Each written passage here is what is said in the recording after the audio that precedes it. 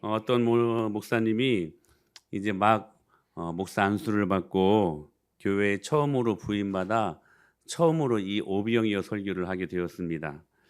이 젊은 목사님이 많이 준비해 가지고 그렇게 설교를 했는데 이제 막 긴장이 돼서인지 이 오병이어 사건을 이야기하면서 예수님께서 물고기 2,000마리와 보리떡 5,000마리로 5명을 먹였습니다. 막 그렇게 계속 틀린 줄도 모르고 막 힘을 주어서 막 설교를 하더랍니다. 계속 설교를 하니까 앞에 있는 초신자 어떤 성도님이 가만히 들어보니까 이게 너무나 이게 웃긴 거예요. 그래서 목사님께 손을 들어서 목사님 그건 저도 할 수 있겠습니다 그러더랍니다.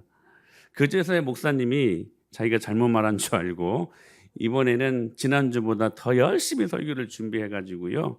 이번에는 정신을 차리고 물고기 2마리와 보리떡 5개로 5,000명을 먹였다고 제대로 설교를 하고 은혜가 우리 성도들 가운데 가득 찬 모습들을 보게 되었습니다.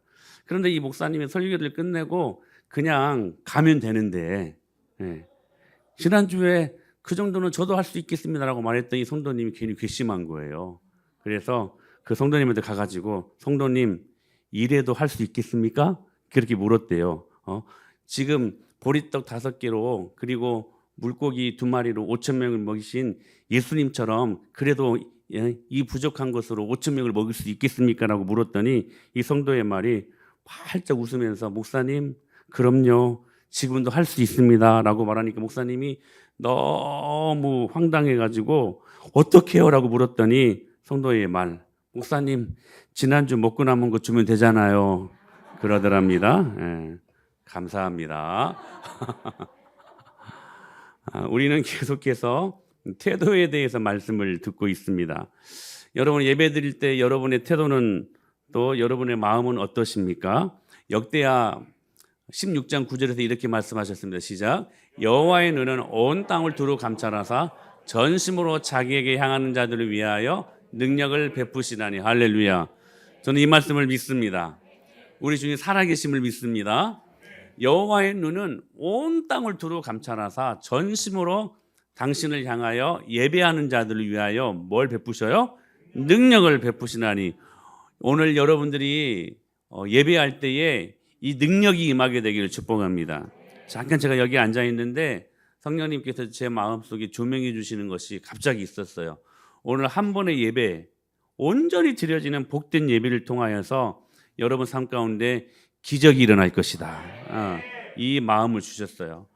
오늘 이 말씀 붙들고 전심으로 하나님을 향하여 예배 드릴 때에 여러분들 삶 가운데 능력이 임하게 되기를 축복합니다. 근데 지금 이 예배 자리에도 다양한 마음이 있을 거예요. 결국 태도의 문제인데요. 피곤해서 때로는 쉬고 싶은 마음도 있을 것이고 예배에 이렇게 나오면서 다투어가지고 산란한 심란한 마음도 있을 것이고요.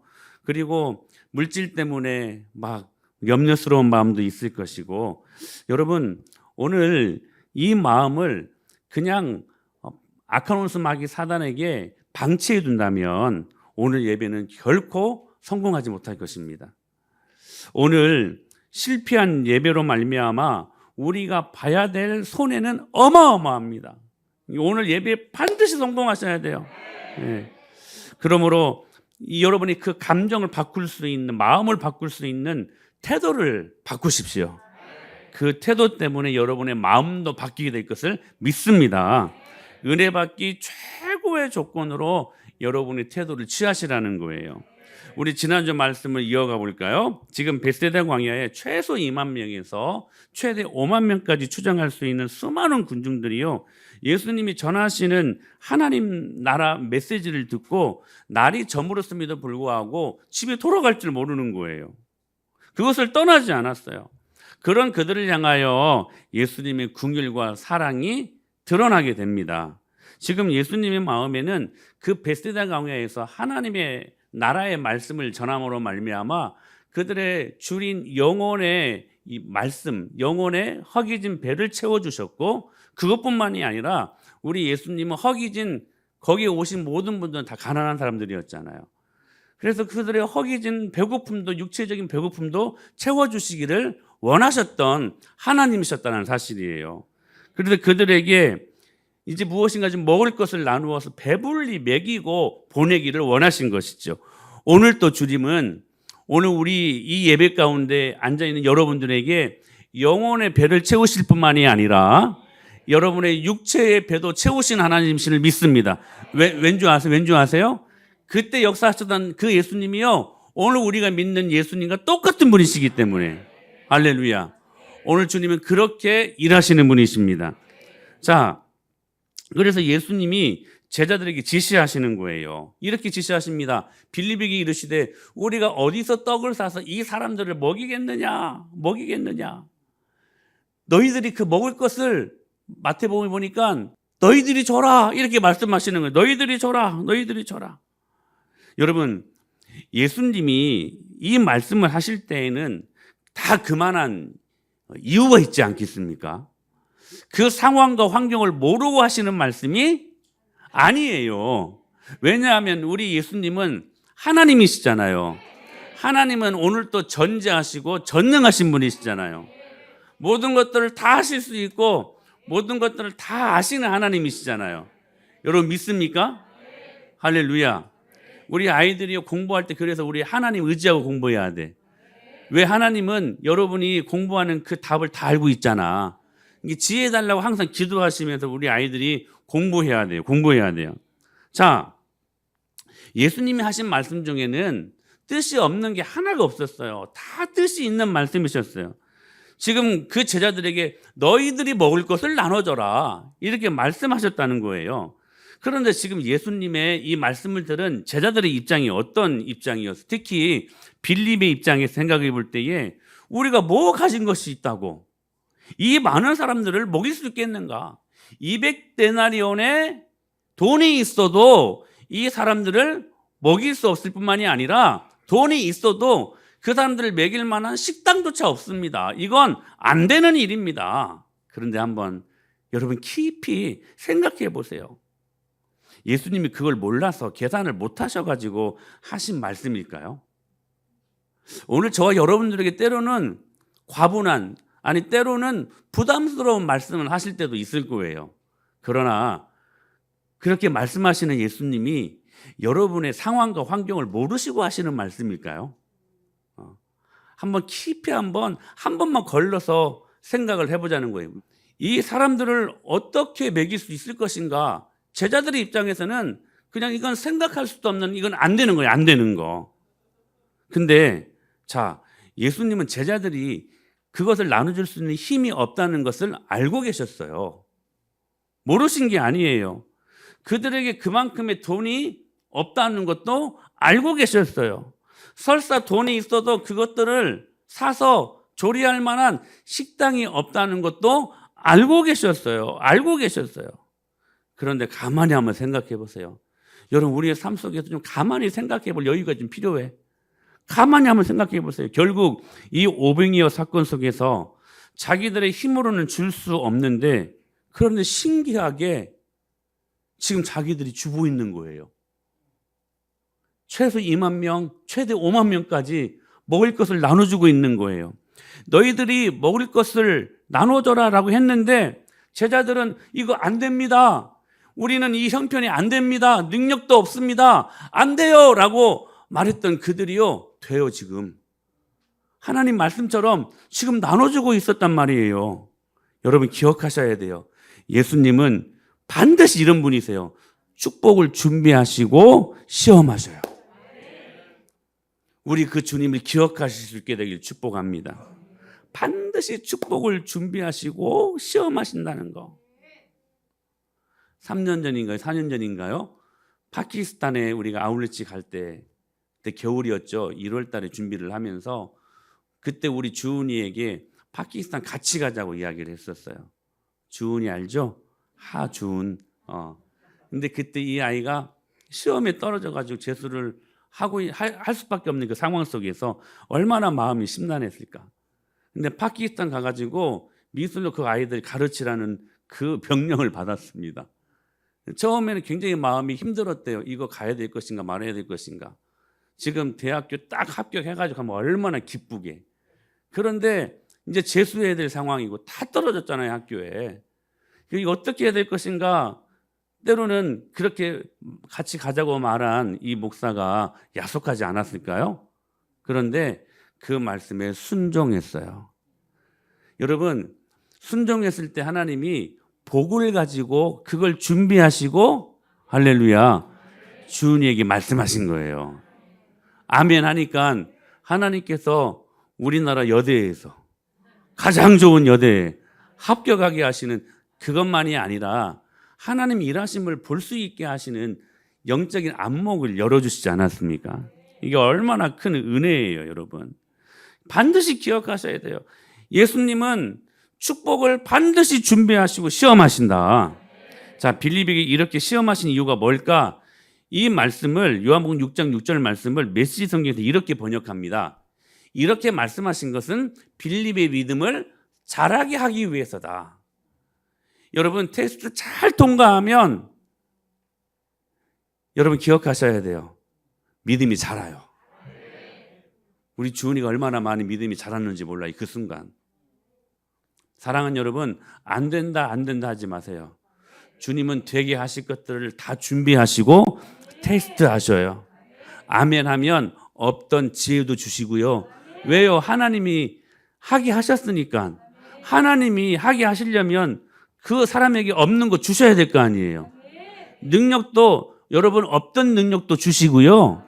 없던 물질도 주셔요. 그래서 여러분 우리가 주님이 테스트 하실 때 아멘 하는 것이 얼마나 귀한 것인지 몰라요. 몇 년 동안 우리 조나 집사가 앞에 싱어 역할을 참 잘 감당했어요. 근데 이제 팔이 아파서 이제 조금 힘들어서 우리 다빈이한테 그럼 다빈아 너가 이 조나 집사님 대신해서 이 직분을 좀 감당하려 그랬더니 두말할 것도 없이 아멘 했어요. 저는 우리 다빈에게 하나님께서 어떻게 일하실지 기대가 됩니다. 사랑하는 여러분, 주님이 하게 하시려고 지혜도 주시고요. 능력도 주시고요. 여러분 물질도 주시고요. 그리고 건강도 주셔요. 이게 지금 있는 것 가지고만 안 된다고 말씀하지 마시고 주님이 말씀하신 데는 다 그만한 이유가 있으니 주님 믿고 그냥 아멘 하면 돼. 아멘 하면 돼. 자, 그래서요. 자, 안드레가요. 빌립 같지 않게 그 거리를 찾았습니다. 너희들이 먹을 것들을 나눠줘라. 근데 먹을 것이 없는 거예요. 빌립이 볼 때에는. 근데 안드레는 빌립 같지 않았어요. 그래서 먹을 거리를 찾았어요. 그리고 그 결과보고를 이렇게 합니다. 여기 한 아이가 있어 보리떡 5개와 물고기 2마리를 가지고 있나이다. 그러나 그것이 이 많은 사람에게 얼마나 되겠사옵나이까? 찾은 거예요. 안드레는. 빌립은 처음부터 안 됩니다. 200데나리온의 떡이 있어도 부족합니다라고 빌립은 말했는데요. 그래도 안드레는 조금 나았던 것 같아. 그래가지고 찾았어요. 여기 한 아이가 있어. 도시락이 있는데 보리떡 5개와 물고기 2마리입니다. 여기까지만 말하면 얼마나 좋았게. 근데 몰라고 그러나부터 또 말을 덧붙여. 그것이 이 많은 사람들에게 얼마나 되겠사옵나이까? 결국 누구랑 똑같아? 빌립이랑 똑같아. 50보 100보야. 도토리 키재기야. 결국 안 된다 라고 말했던 빌립과 그리고 이것이 이 많은 사람들에게 얼마나 되겠습니까? 라고 말했던 이것도 안 된다는 말 아니었어요? 그러니까 빌립과 안드레가 똑같았어요. 결국엔 똑같았어요. 오병이요. 보리떡 5개, 물고기 2마리. 안드레 역시 빌립과 같이 안 된다. 에게 이것 가지고 뭘? 이것 가지고 어떻게? 자, 우리는 지난주에 이 오병이어를 대하는 제자들의 3가지 태도를 살펴봤죠. 기억나십니까? 첫 번째는 뭐예요? 상식화된 합리적인 태도. 두 번째는 아직 띄워주지 마세요. 뭐예요? 두 번째? 현실만 집중하는, 현실만 바라보는 부정적인 태도. 세 번째 뭐예요? 지금 있는 것만 보는 회의론적인 태도. 이것이 오병이어를 대하는 제자들의 태도였다는 거예요. 그러니까 첫째도 무슨 말이에요? 안 된다. 오병이어 갖고 안 된다. 두 번째도 이것도 안 된다. 이 말 아니에요? 세 번째도 이건 안 됩니다. 할 수 없습니다. 비관적인 건 아니에요? 그런데 똑같이 오병이어를 지금 받아들고서도 자, 제자들의 반응하는 모습이 달랐고요. 예수님이 반응하는 모습이 달랐어요. 자, 그러면 오늘은요, 예수님이 오병이어를 대하는 그 태도를 한번 우리가 살펴보기를 원합니다. 자, 제가 이 부분에서 굉장히 회개를 진짜 많이 했어요. 뭐냐면 분명히 베세다 광야에서 모인 사람들 중에 이 도시락을 가지고 온 사람들이 많았을 거라는 신학자의 고견이 참 많습니다. 이 한 아이만 도시락을 갖고 있었겠는가? 그 중에는 많은 사람들이 도시락을 갖고 있었을 것이다. 그런데 이 한 아이만 도시락을 주님 앞에 드립니다. 그렇죠? 그러면 저 같으면, 자, 여러분 지금 그 베세다 광야에 모였던 사람들이 어떤 사람들이에요? 가난한 사람들이지만 하나님 말씀을 듣고 싶어서 모여든 사람들이잖아요. 그러니까 아침부터 지금 때가 저물었음에도 불구하고 그 자리에 있었다면 하루 종일 그 광야가 어떤 곳입니까, 여러분? 사람이 살기 힘든, 잠시라도 서 있을 수 있는 곳이 아니잖아요. 지옥 같은 그 광야에 하루 종일 예수님과 함께 무엇을 나누었어요? 하나님 나라에 대한 메시지를 나누었잖아요. 그들이 왜 날이 저물었음에도 불구하고 집으로 돌아가지 않았을까요? 그 하나님 나라의 메시지가 너무 좋으니까. 예수님이 설교를 했으니까 얼마나 그 설교가 기가 막혔을까요? 그 설교에 은혜 받은 거야. 은혜 받은 거야. 지금 베세다 광야에 모인 사람들은요, 은혜로 충만했던 사람들이었어요. 하나님 나라의 큰 영광이 임하는 축복을 경험하는 사람들이었다고요. 그런데 결국 먹을 것을 위해 너희들이 한번 제공할 수 있는 그 거리 있지 않겠냐? 좀 내놔봐라 하니까요, 그 많은 사람들 중에, 그 은혜로 충만했던 사람들 중에 단 한 명만 도시락을 내놨다고요. 그럼 저 같았으면 굉장히 서운했을 것 같아. 야야야, 얘들아, 너희들이 그렇게 하나님 나라 메시지를 듣고 은혜를 누렸음에도 불구하고 은혜 받았다고 하나님 나라에 온 것 같다라고, 저 하나님 없이는 못 살겠다라고 말하는 너희들이 그 도시락 하나 나를 위해서 제공하지 못하겠냐? 그래서 이 작은 어린아이 도시락 하나밖에 없냐? 이 강팍한 인간들아, 너희들이 그럴 수 있냐? 저 같았으면 그렇게 말했을 것 같아요. 근데요, 우리 예수님이 전혀 이렇게 반응하시지 않았어요. 여기에서 예수님의 이 오병이어를 대하는 태도를 한번 보자는 거예요. 오히려 제자들의 상식화된 합리적인 태도, 현실만 바라보는 부정적인 태도, 또 뭐예요? 지금 있는 것만 보는 회의론적인 이 태도를 한 방에 제압하시는 뭐가 있었다는 거예요.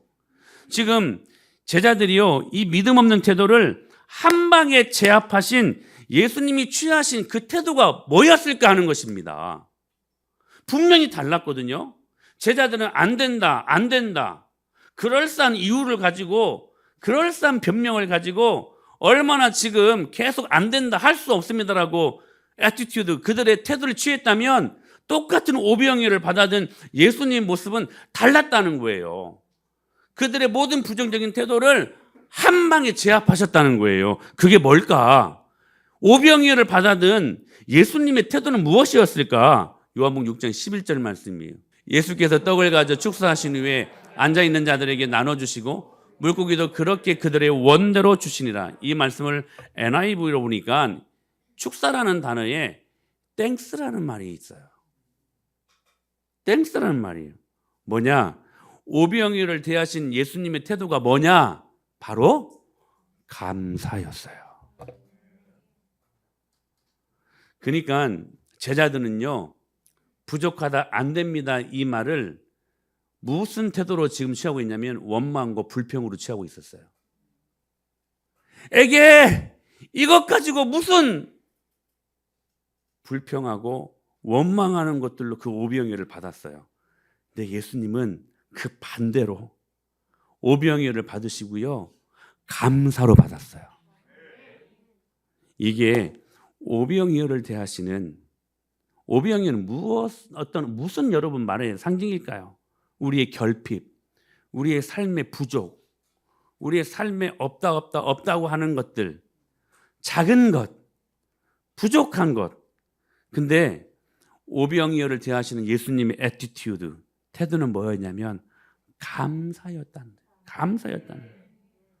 제자들이 상식화된 합리론적 태도로 안 된다고 할 때 예수님은 감사하셨어요. 제자들이 현실만 바라보는 부정적인 태도로 일관할 때 예수님은 그걸 보시고 감사하셨어요.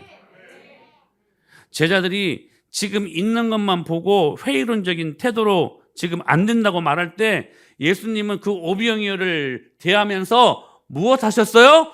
감사하셨어요. 이게 바로 오병이어를 대하시는 예수님의 애티튜드, 태도였다는 거예요. 사랑하는 여러분, 우리 주위에 얼마나 많은 오병이어가 있습니까? 여러분 가정에 오병이어 있지 않아요? 물질의 결핍이 있지 않아요? 여러분 중에 여러분 건강에 오병이어가 있지 않아요? 응? 관계라는 오병이어도 있지 않습니까? 모든 것이 여러분 결핍, 부족.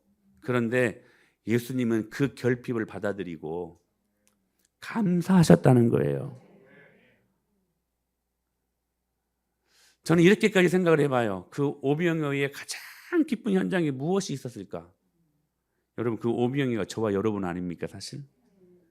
근데 그 예수님은 저와 같이 여러분들과 같이 부족하고 결핍하고 생각할 때마다 죄악 덩어리이고 조금만 여유 생기면 죄 지으려고 하는 우리의 이 관악한 마음, 이 부족한 오병이어를 보시고도 감사하시는 분이시라는 거예요.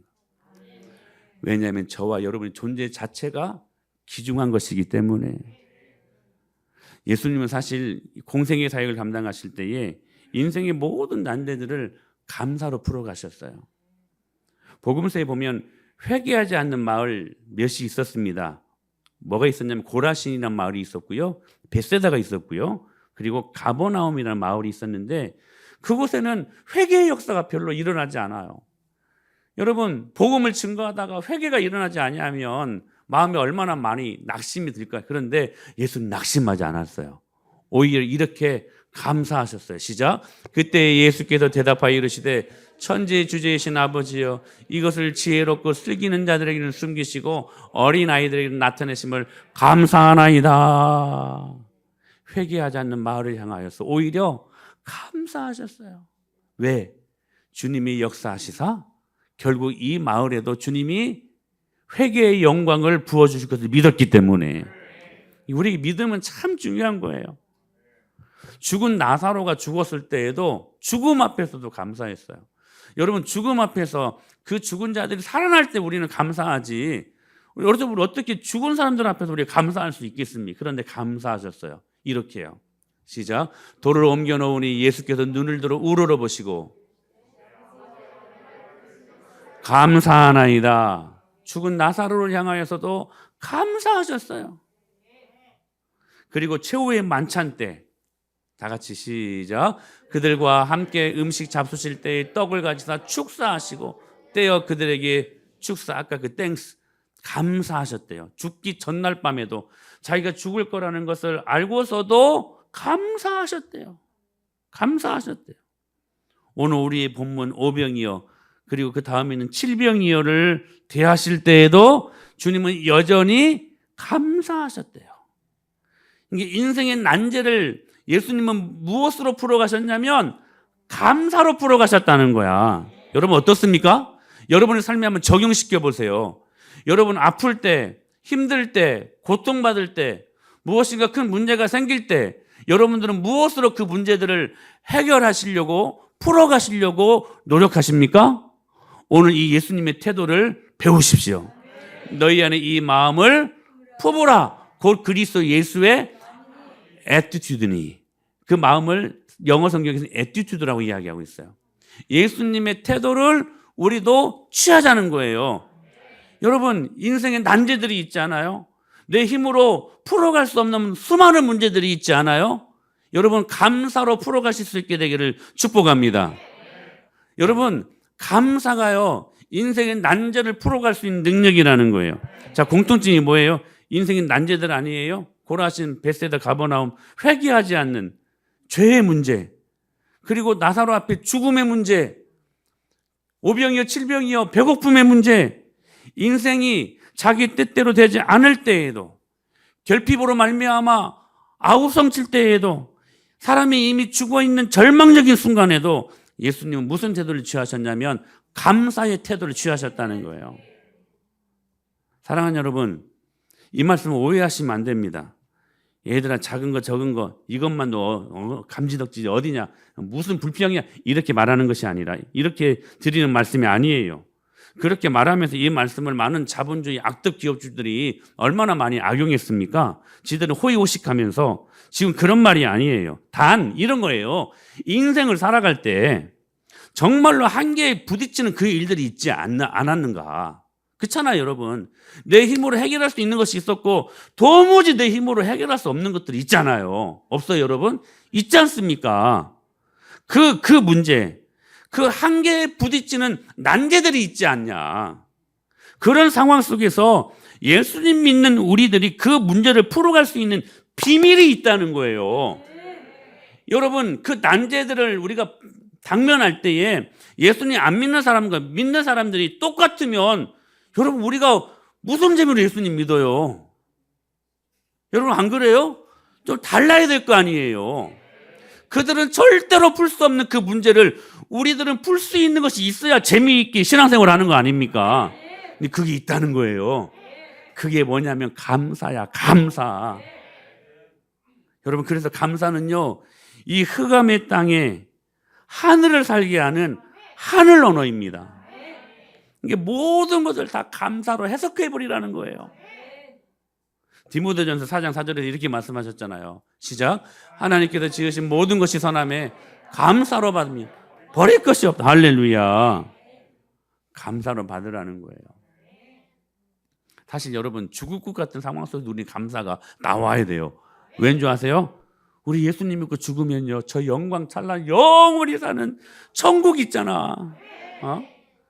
그러니까 여러분, 결국 우리에게는 하나님이 지으신 모든 것이 토부, 선한 거.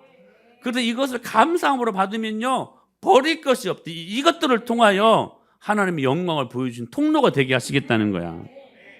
남유다 왕이었던 여호사밧 왕이 있지 않았습니까? 그가 하나님을 섬기고 따르는 때에 암몬, 그리고 모압, 마온, 이 세 국가가 연합군을 이루어가지고요, 이 남유다, 이 여호사밧을 치러 들어왔어요. 풍전등화의 위기, 사방으로 우겨쓰음을 당하게 된 남유다와 여호사밧 왕은요, 온 백성을 한데 모으고요, 금식하며 하나님께 기도할 것밖에 없었어요. 그래서 이렇게 고백합니다. 시작. 우리 하나님이여, 그들을 징벌하지 아니하시나이까? 우리를 치러 오는 이 큰 무리를 우리가 대적할 능력이 없고 어떻게 할 줄도 알지 못하옵고 오직 주만 바라보나이다. 여러분, 진짜 이 말이 지금 여호사밧 왕의 이 심정이었어요. 이 큰 무리를 우리가 대적할 능력도 없고 어떻게 할 줄도 알지 못하옵고. 여러분, 우리 인생을 살다 보면 그럴 때 있지 않아요? 어떻게 할 줄 모르는 사태가 일어날 때 있잖아. 에?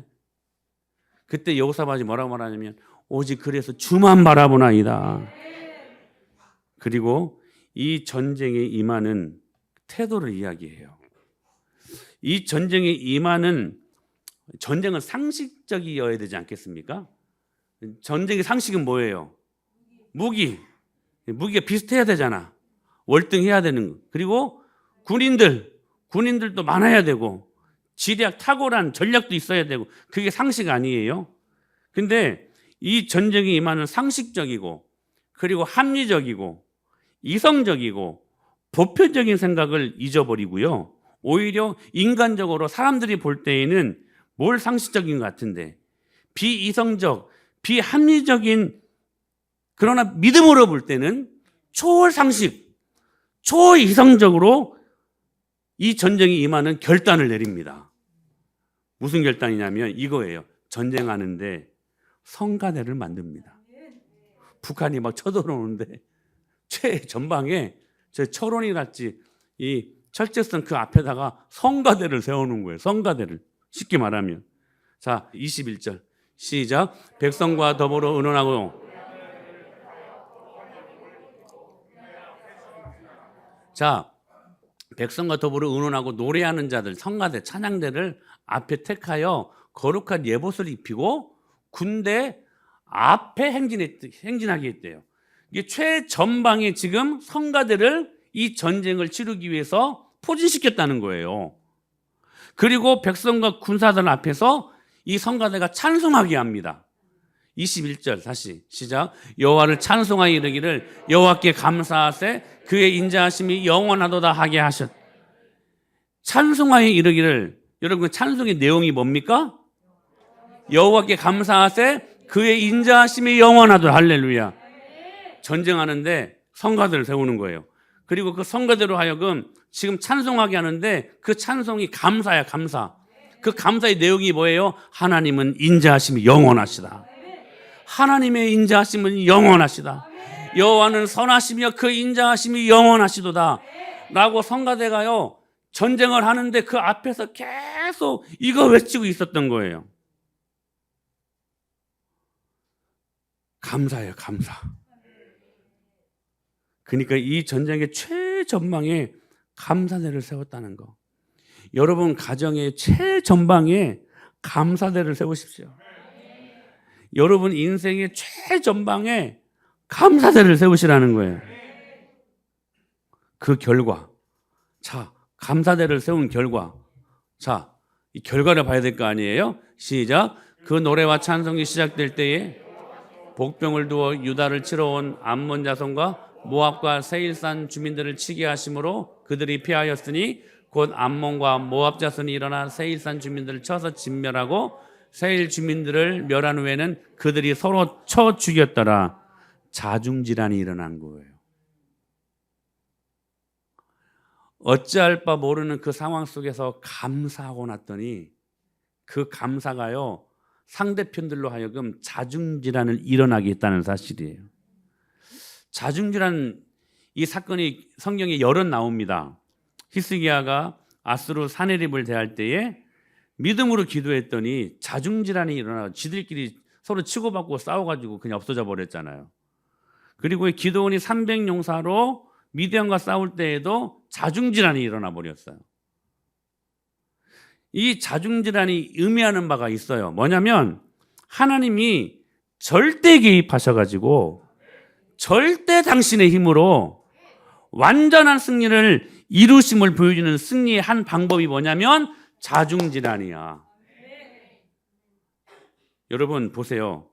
감사는 하나님께서 당신의 자녀들로 하여금 그들의 삶 속에 절대 개입하셔서 절대 하나님의 능력으로 완전한 승리와 축복을 보여주는 승리의 도구가 뭐냐?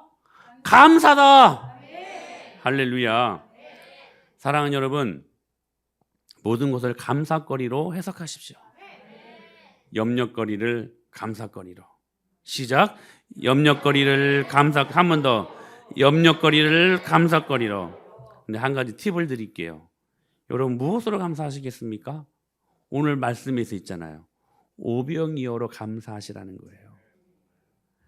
작지만 평상시에 소중함을 못 느끼고 그냥 지금까지 그냥 흘려보냈던 그 작은 것에 감사하자는 거예요. 손바닥만한 구름에 감사하자는 거예요. 할렐루야. 여러분 내 부모님을 주신 하나님께 감사해야 돼요. 내 자녀들을 주신 하나님께 감사하고, 비록 작은 것이지만 오늘 또 먹고 입고 자고 살 수 있는 의식주를 해결해 주신 주님께 감사하고, 작은 것 앞에서 감사하자는 말이에요. 할렐루야. 그 감사가 일어나야 우리가 큰 것에서 감사할 수 있어요. 자 보세요. 예수님이 오병이어를 지금 감사로 받는 태도를 취하자 어떤 일들이 일어났어요? 안 됩니다. 어떻게 이런 일들이 일어납니까? 했던 그 제자들이 지금 무슨 마술쇼를 보여주듯이 그 많은 군중들에게 무한리필이 여기서 나왔던 것 같아요. 무한리필. 지금 자신들의 손으로 무한리필 계속 나눠주고 있는 거예요. 그러면서 이런 생각을 제가 한번 해봤어요. 뭐냐면 제자들이 나눠주면서 이 오병이어를 많은 사람들이 나눠주면서 어떤 태도를, 무슨 생각을 했을까? 야, 따 신난다. 야, 재밌네. 야, 이거 참 멋있네. 이거 여러분 멋있지 않았을까요? 막 나눠주는데도 막 없어지지 않냐고 막 어깨에 뽕 들어갔지 않았을까요, 여러분? 야따 신난다. 자, 춤을 추면서 자, 이거 받아요. 휙 막 나눠주면서 거기도 받고요. 막 근데도 없어지지 않아요. 여러분, 이렇게 나눠줬을 게 아니면 눈물 흘리면서 회개하면서 나눠줬을까요? 왜냐하면 방금 전에 예수님이 먹을 것을 주라는 말이 제자들이 계산해서 던진 말이 우리가 그들을 어떻게 먹이겠습니까? 안 됩니다라고 말했던, 안 돼요, 없어요, 할 수 없어요, 불가능해요, 예수님 미쳤어요, 그렇게 부정적인 말로 안 된다고 했는데 지금 하고 있잖아요. 지금 하고 있잖아요. 그들은 틀림없이 회개하면서 눈물로 그 일들을 하고 있었을 거라고 저는 확신합니다. 사랑하는 여러분, 주님이 하시겠다고 하면 하는 거예요. 그래서 이 은혜마을교회가 탄생한 거고, 그냥 저는 12년 전에 그냥 아멘 했어요. 세상 물정 모르고 아멘 했어요. 개척은 정말 세상 물정 모르고 해야 되는 거라고 저는 믿습니다. 다 알면요, 시작 못해요. 근데 작은 것 가지고 주님이 감사를 하게 하시고 아멘 하게 하시니까 하나님이 교회를 되게 하시려고 물질도 주시고 사람도 보내주시고 지혜도 주시고 건강도 주시더라고요. 결론 한번 보게. 결론. 자, 우리 요한복음 말씀 시작. 예수께서 떡을 가져 물고기도 그렇게 그들의 원대로 주시니라.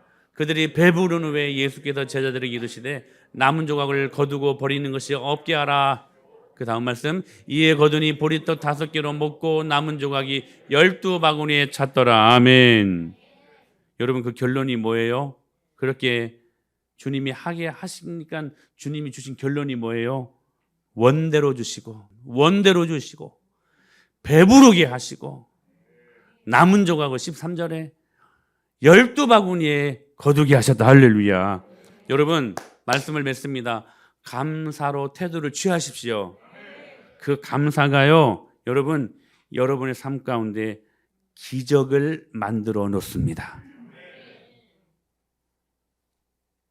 감사로 하나님의 영광을 경험하는 2023년도가 될 수 있게 되기를 예수님의 이름으로 축복합니다.